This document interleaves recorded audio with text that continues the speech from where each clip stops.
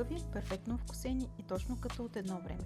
Днес правим любимите домашни кисели краставички. За да станат наистина стегнати и с точната киселинност, използвахме специалния оцет за туршии виноцети.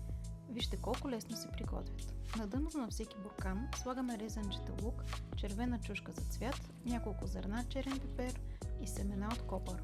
Добавяме една равна лъжица сол, една лъжица с връх захар и наливаме от оцета за туршии точно до долния ръб на буркана.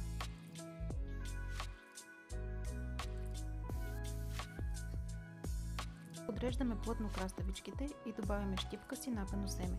Той им помага да станат перфектно хрупкави и свежи, без да омекват.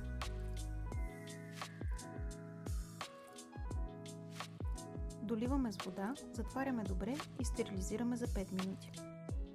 Няма по-хубаво нещо от това да си отвориш такъв буркан през зимата. Запазете си рецептата и ни последвайте за още.